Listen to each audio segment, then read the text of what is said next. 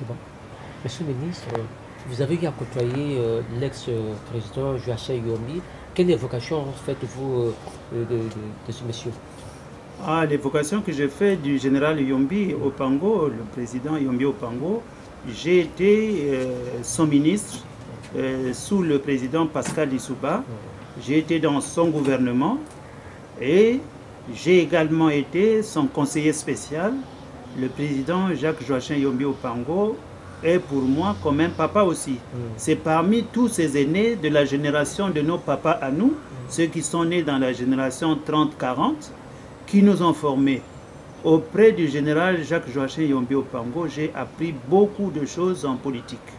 Il m'a fait découvrir le nord du pays.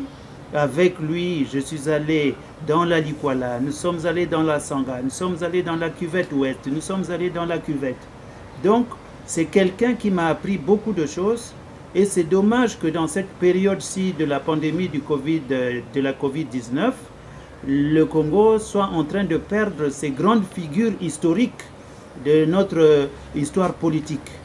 Nous venons de perdre le président Pascal Lissouba, nous venons de perdre notre aîné Bokamba Yangouma, nous avons perdu également aujourd'hui donc le président Jacques-Joachim Yombi Opango. Ça apparaît comme une véritable catastrophe pour notre pays parce que dans ce contexte actuel, la présence de ces aînés aurait été très utile pour redresser le Congo et pour permettre au Congo de reprendre une nouvelle dynamique au nom de la restauration, pas seulement de la démocratie, mais la restauration de la paix et de la concorde nationale qui aujourd'hui sont un peu mises en mal par la gouvernance actuelle qui a tendance à marginaliser nos frères Mboshi parce que les cadres qui dirigent le pays actuellement ont voulu instrumentaliser leur ethnie d'origine.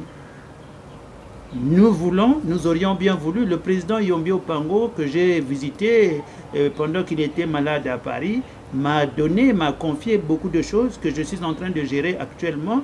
Et donc c'est avec une grande tristesse aujourd'hui que nous sommes en train de vivre un peu l'arrivée de son corps et son inhumation parce que sa prise de parole aurait été très importante dans le contexte actuel de notre pays. Mais personnellement, j'interviendrai quand le moment se présentera. Je dirai ce que le président Yombi m'a confié que je devrais dire un jour pour honorer sa mémoire. Un message de réconfort à sa famille biologique? Oui, à sa famille biologique, maman Marie-Noël, les Jean-Jacques Yombi et ses frères, Mélanie et les autres. Moi, j'ai toujours présenté les condoléances depuis que le président Yombi est décédé. Et là, nous sommes en train de vénérer un peu la mémoire du président Yombi parce qu'il a quand même été pour nous un grand dirigeant, quelqu'un qui nous a assistés, qui nous a encadrés.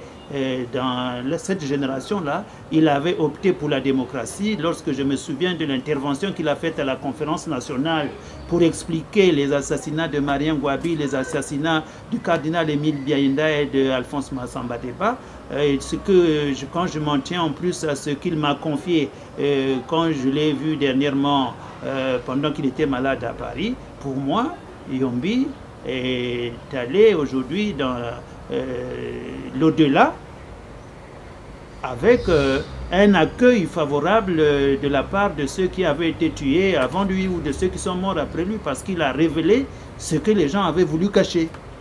Moi, je le félicite et je dis qu'il faut que le pays garde une bonne mémoire de Jacques-Joachim Yombi Opango, même s'il a été au CMP au moment où il y a eu les massacres dans le pays, mais il a expliqué comment ces massacres s'étaient déroulés. Ce n'était pas lui qui les dictait ou qui les commandait.